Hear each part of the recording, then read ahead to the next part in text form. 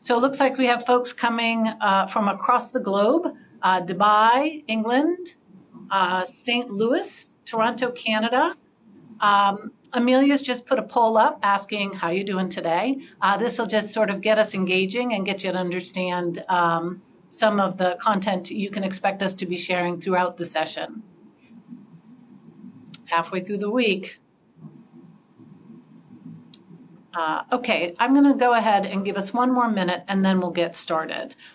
Just for the folks joining, I don't anticipate we're going to go the full hour today, so you'll probably get a little bit of time back unless there are a lot of questions at the end, and we will take those questions live.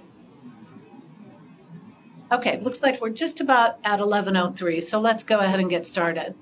Thanks everybody for joining. My name is Marcy Patterson. I run our solutions consulting team here at Blink.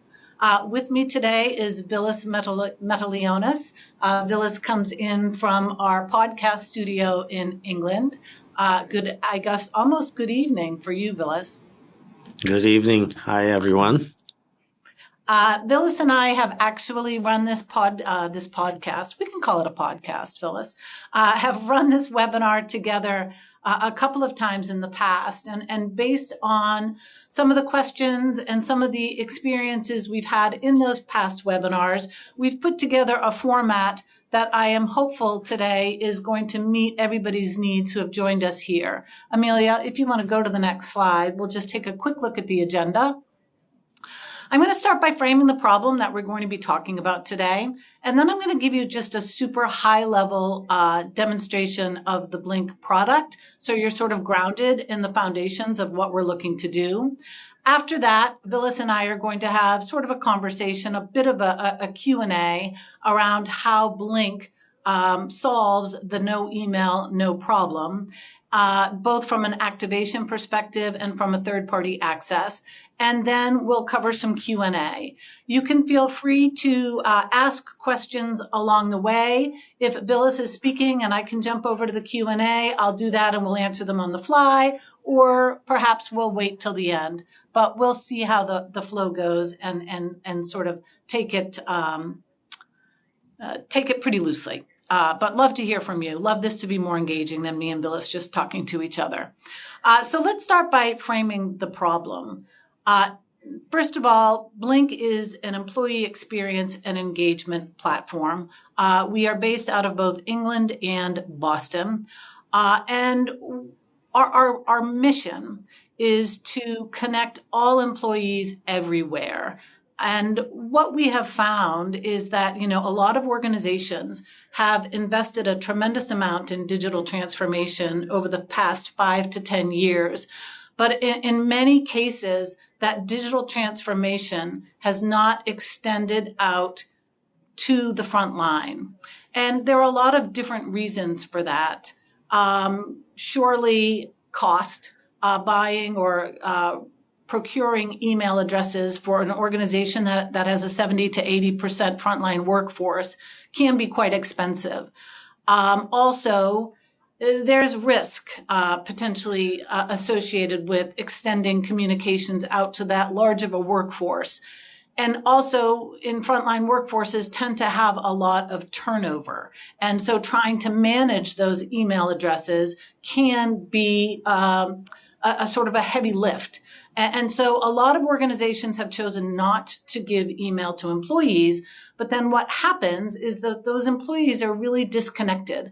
They don't have a great way of connecting and communicating with their employer. And some organizations have done things like digital signage in break rooms, and others are still, quite frankly, maybe not surprisingly, mailing out newsletters on a monthly basis. And so they're using sort of older forms of communication, and they're not engaging their employees in sort of a two-way dynamic conversation.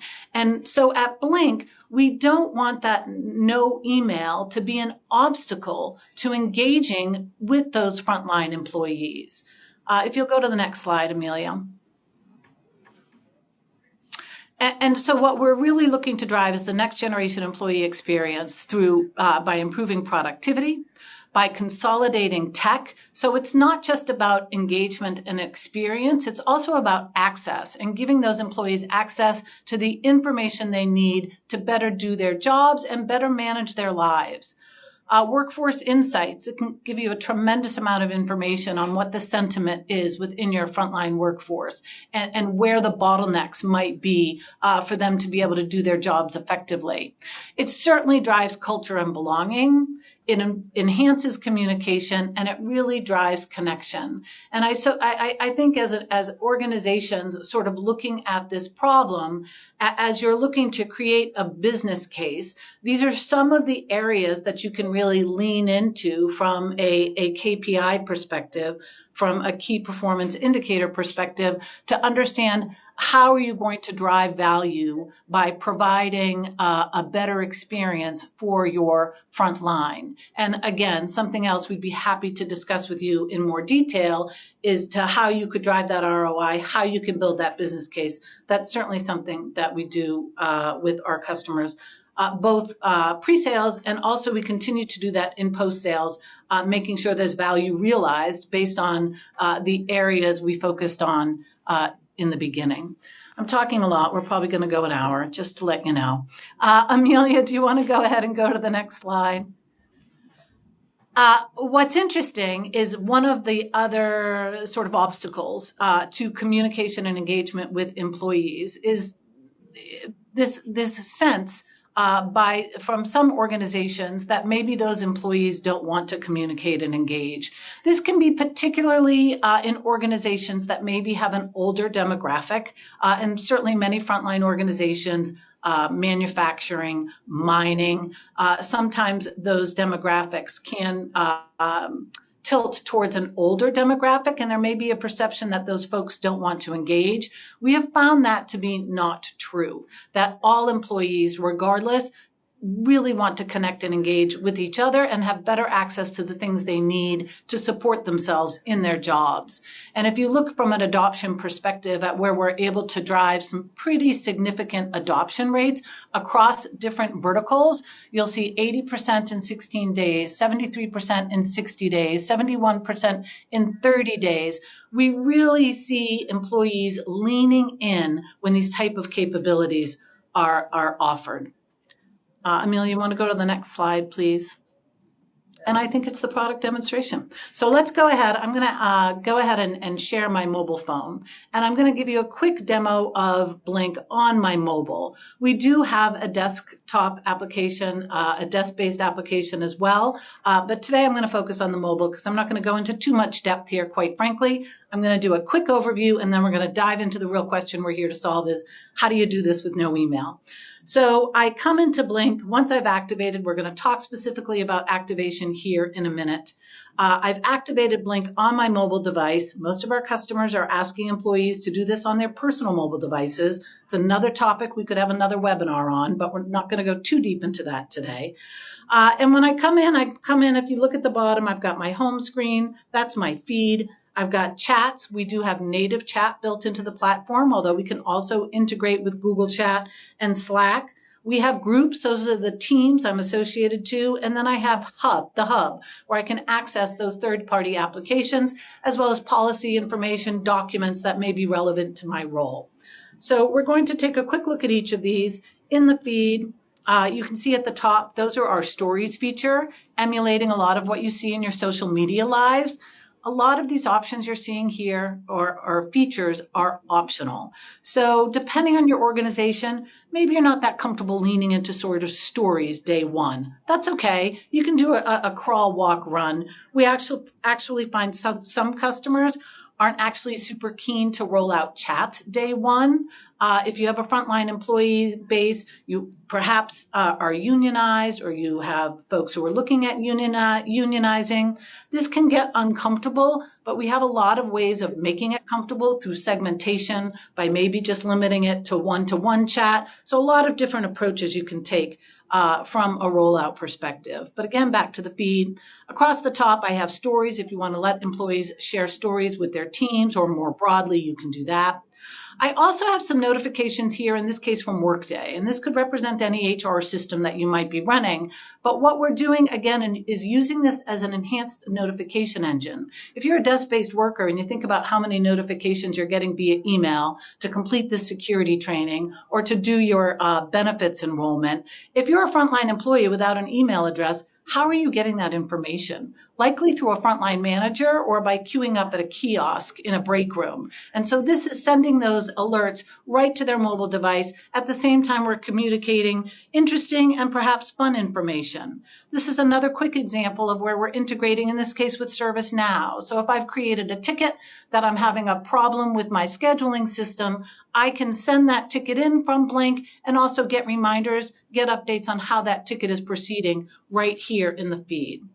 And then more traditional communications from a top-down communication perspective, recognition from the office of the CEO. People can comment, people can like, but again, those are capabilities that you can decide when you want to drip feed. Do you want to open up certain communications for comments, or maybe you would just want to allow them to like it? So those are settings that you're able to make yourself. One last thing, I'm not going to go too deep on the feed. It is fully translated to the language of your choice on your phone. Again, particularly important with frontline employees who are often not speaking perhaps the same language as the core corporate office. You have the opportunity to translate all of this information on the fly. I talked a little bit about chats. I can chat with one-to-one chat. I can group chat. And I can also chat within communities. So again, we talk about culture and belonging. And this is where we're really looking to drive that culture and belonging by creating teams. And these teams could be created based on my profile data, the location that I'm in, my role, my manager. But then you can also create communities that people can choose to join. And so if I'm a runner, if I'm interested in health and wellness, I can join other compatriots who are interested in the same thing and have discussions, understand, and also see essentially a filtered view of everything on Blink for that particular group.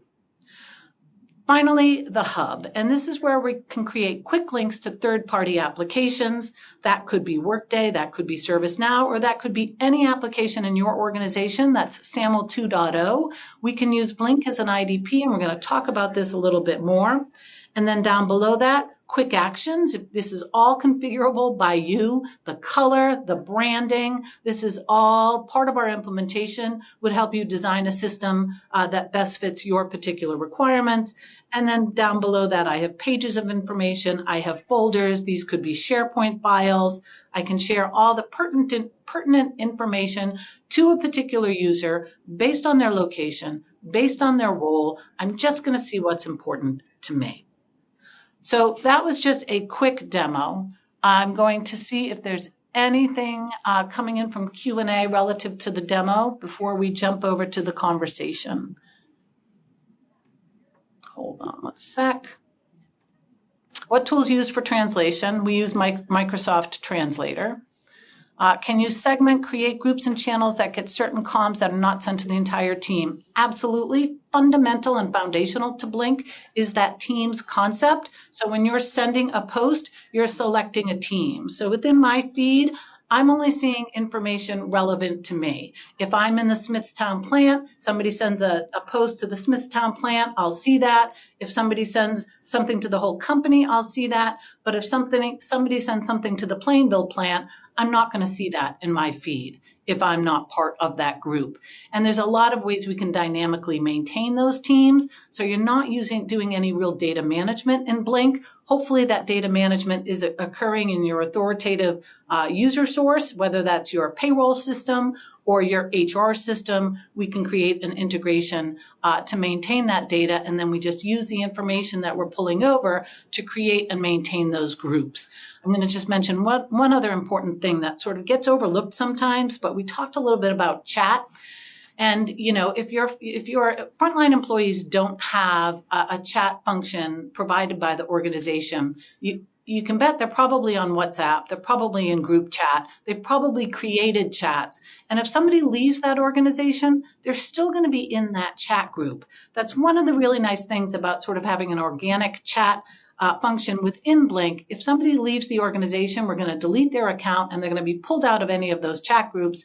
And you can make sure from a compliance perspective that you're only allowing the folks to communicate who should be communicating. I think that does it. Will a recording of this be available after? Absolutely. Okay, I think we're going to transition over back to the slides, if you would, Amelia. And Phyllis, that was a sort of quick and dirty, although maybe not as quick as we thought, demo. But let's just jump into some of the meat of the topic. So no email, no problem. I was showcasing Blink on my mobile device. Obviously, an employee is going to download that application from the App Store.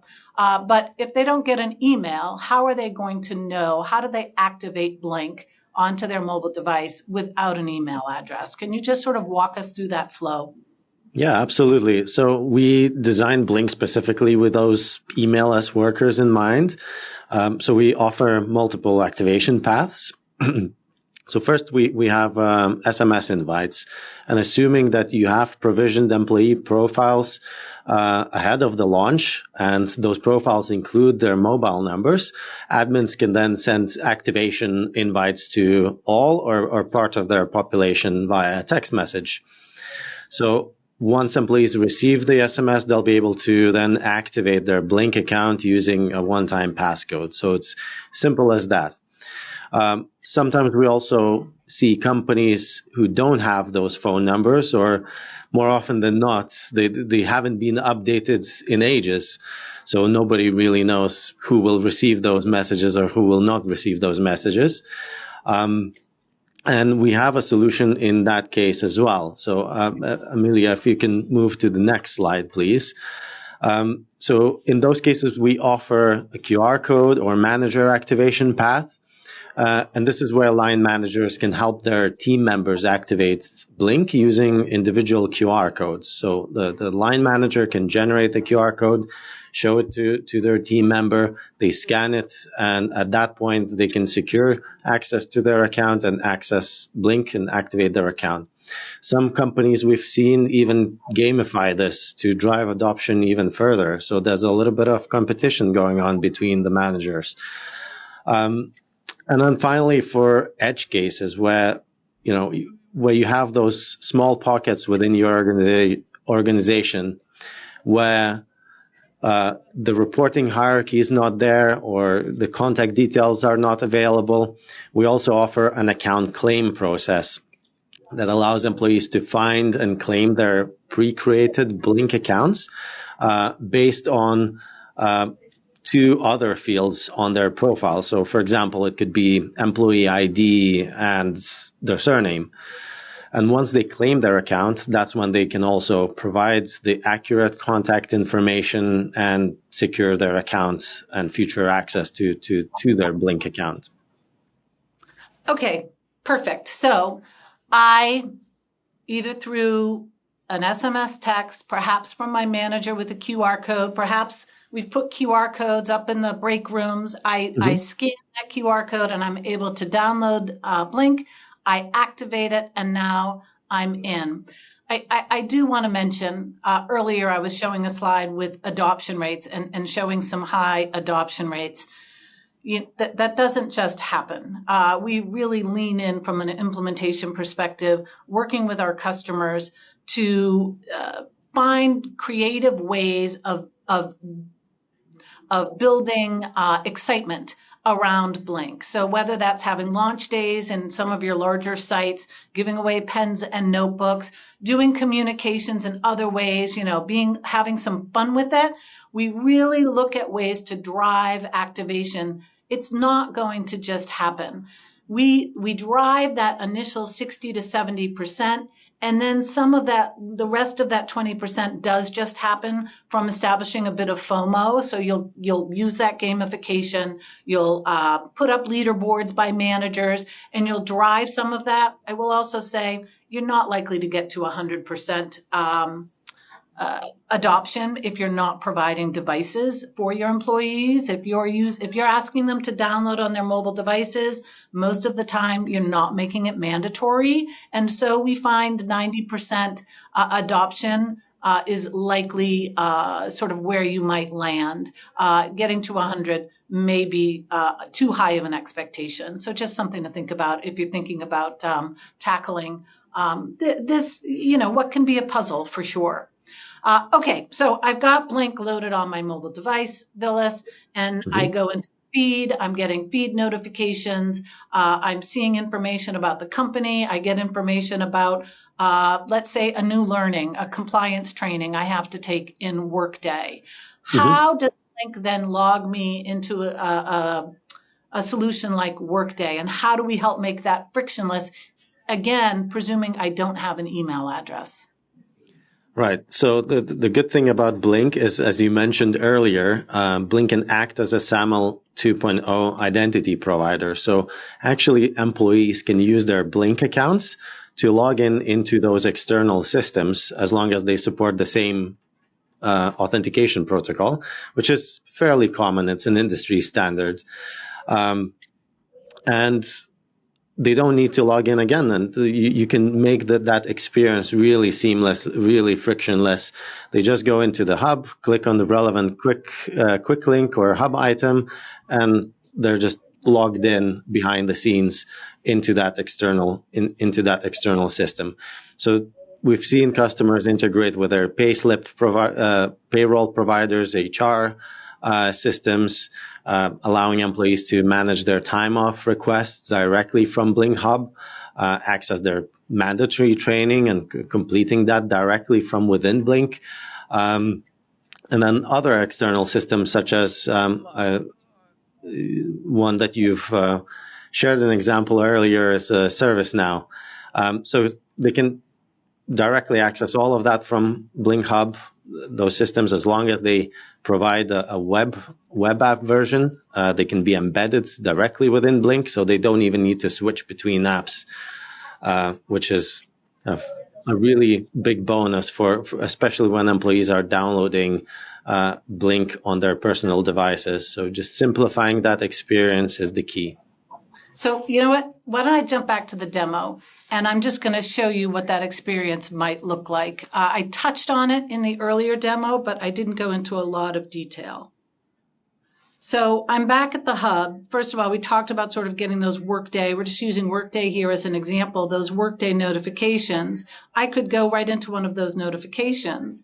I could actually approve or deny this right from Blink, or I could view that in Workday. Likewise, new learning, I can view that in Workday. And when I click on view in Workday, that's just going to log me into Workday because we've shared an employee ID between Blink and Workday. And it brings me right to that safety training that I have to take. Likewise, on the hub, you're seeing a lot of quick links. Quite a few of these links are just taking me into my HR system. They're just taking me to the right place in the HR system. So one of the things that we know about frontline organizations is, first of all, they change payroll systems quite a bit. And so I have this listed as my pay.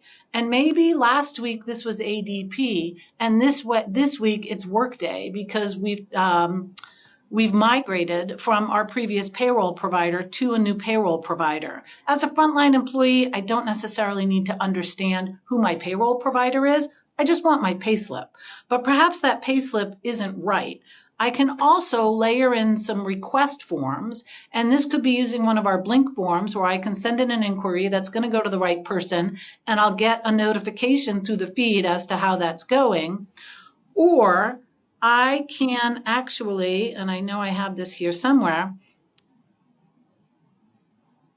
there it is, Ask IT, and I could actually embed the ServiceNow record producer right here into Blink, and so that I'm actually entering, to Billis's point, I'm entering this in a ServiceNow record producer using all of the drop downs from ServiceNow, and that's going to go into the ServiceNow system. And if I wanted to go, if I'm using Service Center, I could actually access Service Center from here and see that ticket status, or see that ticket status in the feed if you've integrated that through the feed card integration. So really seamless for the frontline worker to get into the systems they need and to have access to the information that they're looking for. Now, Vilas, we're going to go back to the deck now and just talk a little bit more. There was a poll there, and I missed the answers, but I'll go back and look about how, who has email addresses. And quite a few people have email addresses for quite a few of the folks in their organization. But many organizations have email addresses for their desk-based employees, and they don't have email for the front line.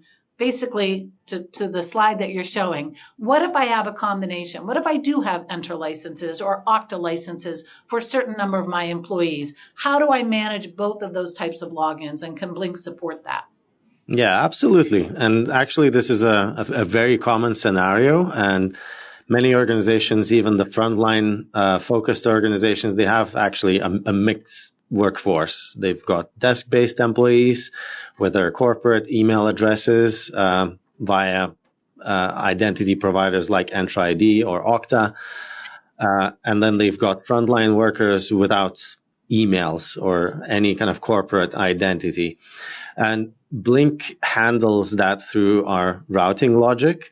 What you can see on this slide here, we can configure certain logical rules. So when somebody tries to log in, we identify them by, for example, their email domain or a company field in their profile. So just to give you an example, if somebody logs in or tries to log in into Blink using the @joinblink.com email, they'll get routed via Entra. But if it's not a joinblink.com email address, or if they don't have an email address at all, for example, they type in their phone number, they'll be directed to use our standard regular one-time passcode flow.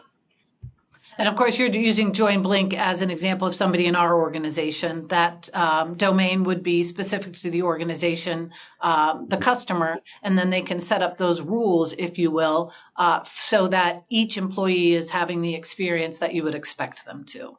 Exactly. And this is part of our implementation process as well. Early on, when we sit down with our customers and go through our implementation and technical design workshops, we try to map out those experiences for different types of employees and really understand what their activation journey will look like. So this not only helps us to get ahead of any technical complexities, but also prepares everyone. Everyone knows what to expect during the implementation, so that also really helps. Okay, that's great. And I pulled up the poll while you were talking to see, some of the reasons that folks feel that organizations aren't necessarily leaning into solving sort of this frontline conundrum. And I would say it looks like the largest, thank you. The cost of licensing is the largest, limited device access, and then security and compliance concerns. And then quite a few people say all of the above. So let's just sort of go back to the mobile device, Vilas. And from a security perspective, we downloaded the app from the App Store. I activated that device through either an SMS text or a QR code that is obviously specific to an organization. And then I use, you have to be a user in Blink in order to establish sort of that handshake when I put in my phone number, or you talked about a surname and an employee ID. So we're creating that handshake, downloading the app, and then that third-party access. Are there ways to sort of increase the security posture around Blink on the mobile device specifically? Yes. So security is something that we think about all the time, and it's a fundamental requirement in every project, and everybody understands that in this day and age. So especially when we're acting as an identity provider into those external systems, especially in cases where you're allowing people to access their pay slips, for example. So what we can do is we can set up content security policies on Blink where we can enforce a device passcode or biometric verification, or even enforce minimum OS requirements specifically for accessing those sensitive items on Blink Hub. So it's a item on a case-by-case basis. You can toggle this on or toggle it off. So the key advantage of this approach is that employees can still see the social features, the feed, the chat, the directory. They can still access the less confidential information like their canteen menu from Blink Hub. But if they want to access something a little bit more sensitive, they'll need to pass those additional security checks that we implement. And then the other important thing to note as well, you mentioned WhatsApp and the common kind of challenge with those, I call them shadow chat channels.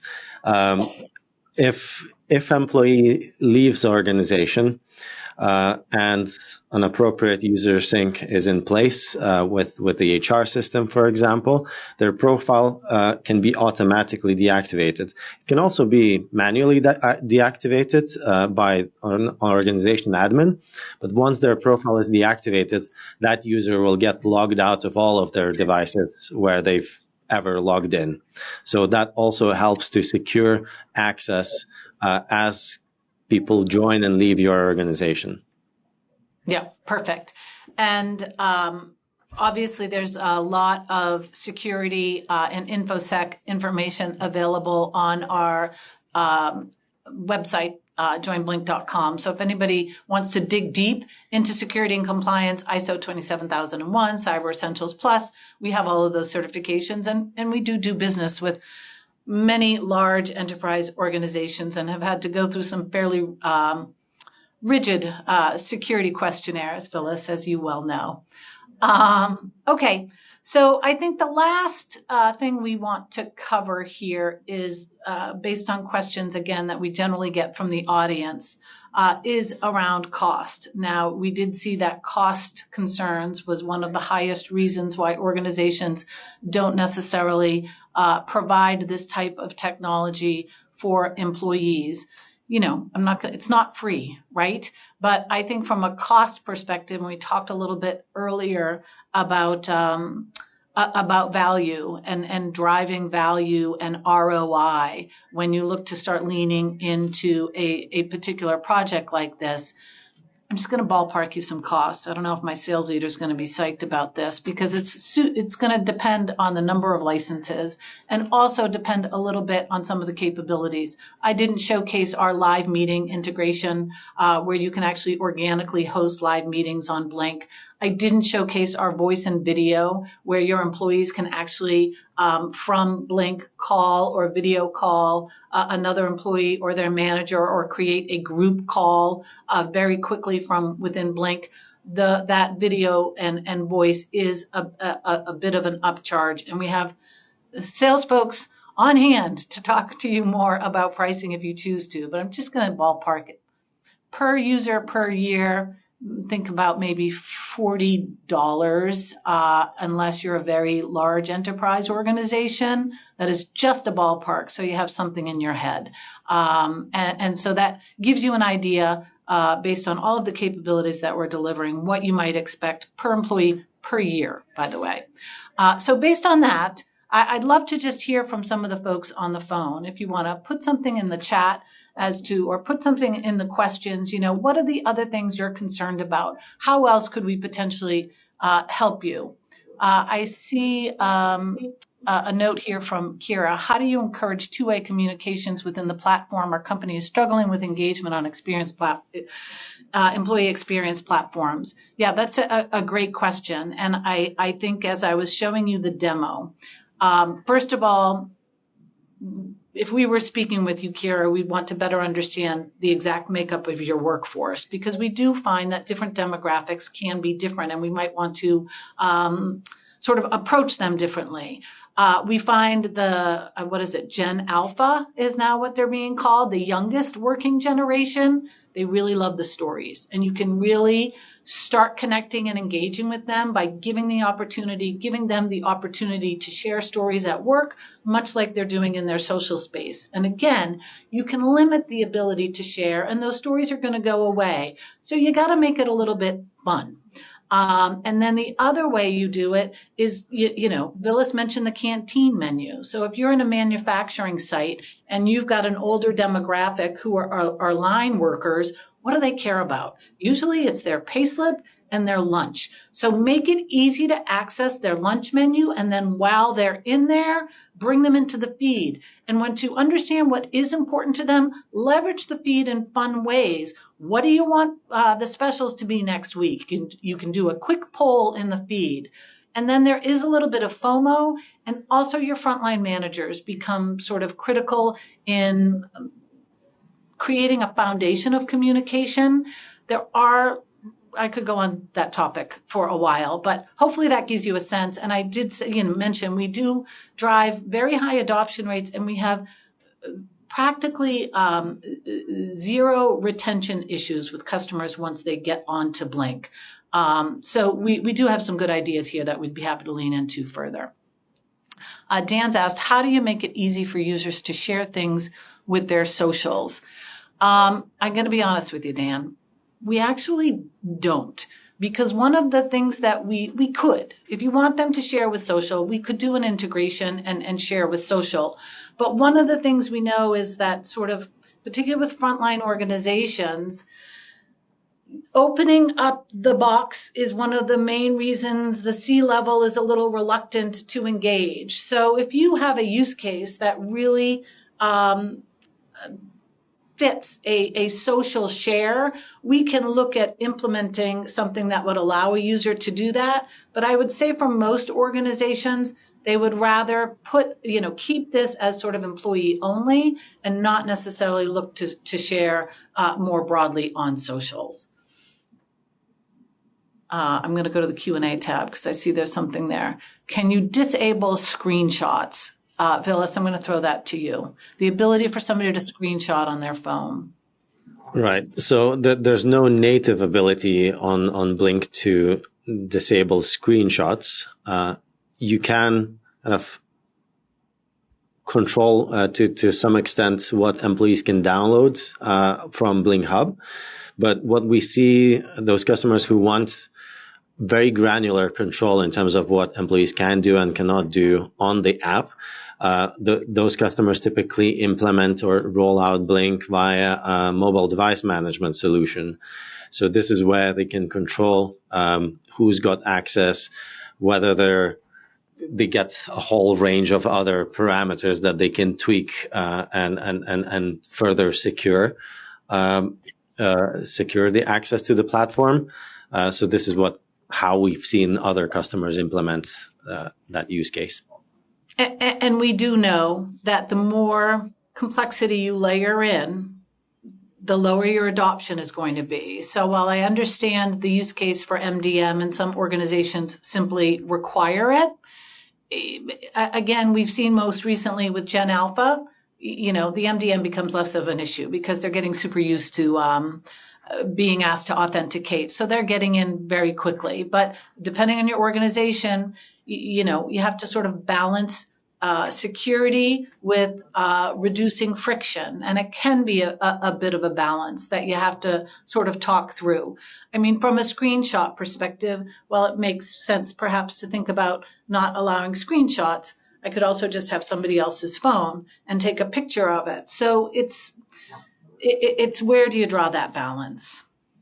Do the connected systems have to be a web-based app? Yeah, I heard you say that, Phyllis, and I had the feeling that question might come up.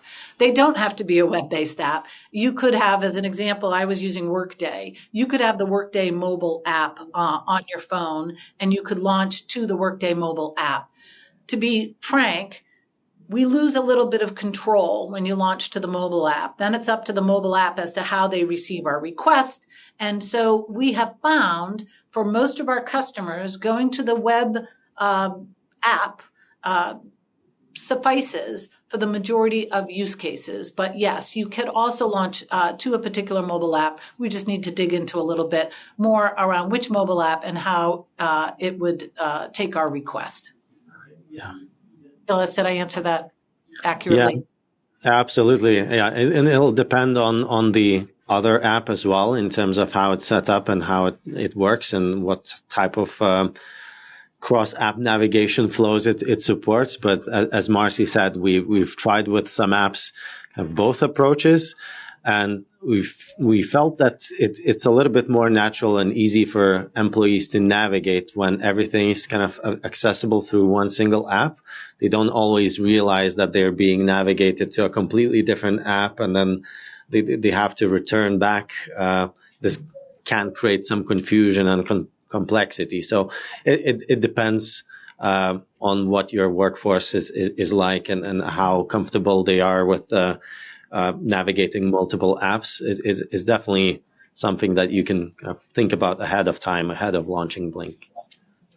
And that actually begets another capability which might be worth mentioning. We talked about downloading Blink as a mobile application, which I would say, well, 99% of our customers do it that way, but we did just release, and this is why it's probably at 99%, because we do have a new capability where you can actually use Blink on the mobile as a web app. And so it's essentially a responsive web app. And so if a user doesn't want to download the app, they can use the web version. So that is another option. Jamie's asking about authentication. Will they need to authenticate for each application they try to go to? Jamie, that's going to be super dependent on what you're doing for, is Blink acting as the IDP? In the example I was giving where I was going to Workday, I went to Workday Pay, I went to Workday Leave, I went to Workday My Learning, and because Blink is being leveraged as essentially the IDP in that use case, I'm connecting via that employee ID and I'm going directly into Workday. Likewise with ServiceNow, if Blink is the IDP for ServiceNow, I'm logging in and I'm using that IDP to log them in automatically. If you're using an Entra or an Okta for single sign-on, they may need to use their credentials each time they're logging to a different application because, in that case, single sign-on is sort of reflecting the fact that you're using the same credentials. It's not necessarily the same, I don't know what word to use there, the same window of connection. And so you may have to use those credentials again when you log into different systems. Again, Billis, feel free to sort of restate that if it needs to be restated. Yeah, no, you're completely right. So if you're using Okta or Entra, first of all, it'll depend on the identity provider. As we kind of embed those web apps within Blink, they might behave slightly differently. They might be configured differently in terms of the session length and parameters and of how those authentication sessions get managed. And yeah, what we see is that you might get prompted to re-authenticate a little bit more often than if you used Blink as an identity provider. If Blink is the identity provider, the experience is completely seamless. Yeah. Okay, another question here sort of around frontline employees. Have you ever gotten pushback from coworkers about using their personal mobile devices for work use? Yes, we have gotten pushback. And like I was saying, that's where you sort of get that 10% of your users who may not want to download. What I have personally witnessed is, a lot of times I talked about a launch day, and you'll have folks coming in. We do a lot in transport as an example. So you'll have drivers coming through. We try to catch them at particular times, and we suggest they download Blink, and they say, no, I'm not doing that. And they walk past. And then the next person, and then they all end up in the break room and they start looking at it, and the person comes back and says, okay, I'll download Blink. And so it's a little bit of FOMO, and it's a little bit of company policy. I I believe it's becoming more standard that employees have an expectation that for certain things they want to do, they're going to need to do it on their personal mobile device. That we have definitely seen a swing. But again, we generally don't make it mandatory. So you want to give kiosk mode access. You want to give them the option for the web view so that if they don't want to download the mobile app, they can still have access to the information they need.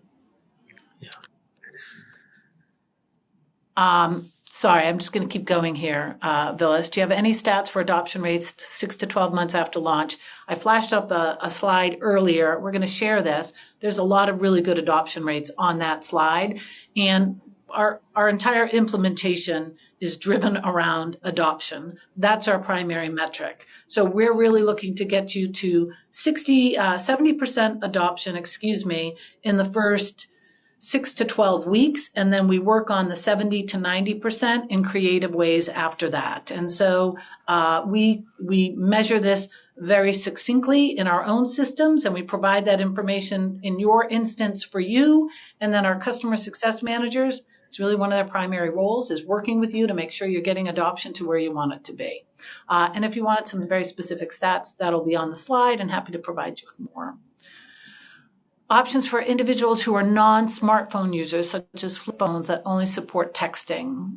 No, we don't have support except for that kiosk mode where they could use a shared device within perhaps a break room. Otherwise, we don't have support. You do have to have a smartphone. Although we go pretty far back, so it doesn't have to be a new smartphone. How do you track employees to delete them if they leave? We talked a little bit about that. If employees are working in a secure or clean manufacturing environments that don't allow mobile devices, how have companies addressed this? That's a really good question and a really common question. I just mentioned earlier, one of our verticals that we do a lot of work in is drivers, transportation, also EMS. You don't want those people using their phones when they're on the job. What this allows you to do, a great use case, one of our manufacturing customers didn't have access to systems when an employee was off site. And so if they needed to ask for a day off, they would have to drive to the site, use a shared kiosk, and ask for that day off. What we're doing is trying to take some of those complexities and put it in their hand. The expectation would be you would do that when you're on your break, or maybe you do it on your couch at home. It's up to you when you do it, and we do a lot of policy management to make sure that employees recognize they're not going to get paid for the time that's spent on the app unless you want to do particular training. So you have the ability to manage those policies, but this gives them the flexibility of doing things they would potentially have to do pre-shift, post-shift, or on their break on their time when they choose to do it. So we have many customers whose employees are required to put their phones away while they're on the clock, but are still getting a ton of value out of Blink. All right, we'll take one more question. Is this built on and integrated with a SharePoint platform? Oh, that's a good question for you, Villas.